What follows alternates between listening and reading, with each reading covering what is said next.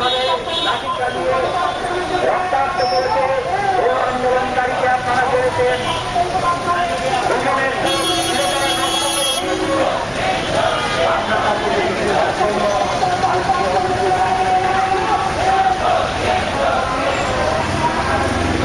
শ্রেণী পর্যন্ত pass fail চালু করার দাবি।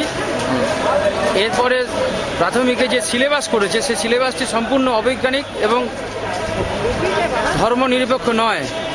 আমরা এই সিলেবাসটা বাতিলের দাবি জানাচ্ছি। আমরা দাবি জানাচ্ছি স্কুলে কলেজে টিচারদের উপরে যেভাবে শারীরিকভাবে নিগ্রহ করা হচ্ছে এ খুবই অমানবিক। সরকার চুপ করে বসে দেখছে, কোনো শাস্তি দিচ্ছে না, বরং যারা এই নিগ্রহ করছেন তাদেরকেই বড় বড় পদে বসানো হচ্ছে। এই দাবিগুলো নিয়ে এবং শিশু শিক্ষা কেন্দ্র, প্যারা টিচাররা, এসএসসির ছাত্ররা দীর্ঘদিন ধরে লড়াই করছেন, সেই লড়াইয়ের মর্যাদা প্রদান করা হয়নি।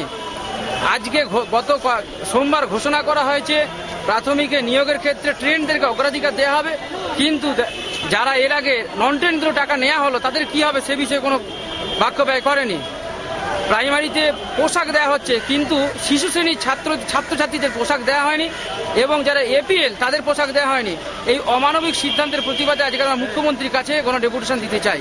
আচ্ছা, সিলেবাসের ক্ষেত্রে কোন ক্লাসগুলোর মানে 1 থেকে 4 সব সিলেবাসই বদলাতে বলছেন? ইয়েস, সিলেবাসের ক্ষেত্রে ওরা শিশু শ্রেণীতে কুটুম কাটাম বই দিয়েছে যাতে খালি আঁকিমুখি ছাড়া কিছু নেই। ওয়ানে আমার বই দিয়েছে যেটা ছেলে মেয়েদের ঘরকে নিজেদের দেওয়া হয় না। আমার বইয়ের মধ্যে ক্লাস 2 এবং 1-এ এই দুটি বইয়ে বাংলা, অঙ্ক, ইংরেজি একসঙ্গে করে দেওয়া হয়েছে। আবার ক্লাস 3-তে ইতিহাস, ভূগোল, বিজ্ঞান একসঙ্গে আমাদের পরিবেশ করা হয়েছে। এই বইগুলি বদল করা দরকার। আবার ক্লাস 3-তে বাংলার যে সিলেবাসে একটি অবৈজ্ঞানিক বিষয় দেওয়া হয়েছে, বলছে গাছেরা আগে হেঁটে চলা পড়াতো, এখন এসব চলে না। এগুলো পরিবর্তন হওয়া দরকার। মেঘ আগে নাকি আকাশটা মাটিতেই ছিল, এমন করে গল্প পড়াচ্ছে ইংরেজিতে। এগুলো পরিবর্তন হওয়া দরকার।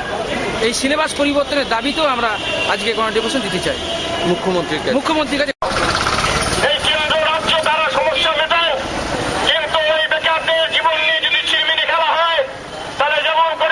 শিক্ষকরা রাজপথে বসে আন্দোলন করছে, যেমন করে শিশু শিক্ষা কেন্দ্রের ছেলেমেয়েরা, যেমন করে পিটিটি এর ছেলেমেয়েরা আন্দোলন করেছে, তেমনি পশ্চিম বাংলার বুকে আবার কিন্তু নতুন করে আগুন সৃষ্টি হবে। আমরা চাই না অশান্তি হোক। তাই আমরা দাবি করব যে রাজ্য সরকার দায়ী, তাদের নিয়ে অবিলম্বে এই সমস্যার সুষ্ঠু সমাধান করতে হবে। এই সঙ্গে আমরা দাবি জানিয়েছি যে পিটিটিআই এর যে ছেলেমেয়েরা যারা প্রকৃতপক্ষে ট্রেনিং নিতে পারেনি, যেমন তাদের সমস্যার জন্য নিরসনের জন্য 75,000-কে 20 কোর্স কিংবা পূর্ণ ওডিএল বোর্ডে ট্রেনিং দেওয়ার ব্যবস্থা করা হয়েছে। কিন্তু স্পেশাল বিএড এর কোর্স 6 মাসের মধ্যে 6 মাসের কোর্স চালু করার কথা ছিল, যেটা আজ পর্যন্ত উচ্চবাচ্য করা হচ্ছে না, তারা মরছে। শিশু শিক্ষা কেন্দ্র তাদের পূর্ণ বিদ্যালয়ে রূপান্তরিত করা হচ্ছে না।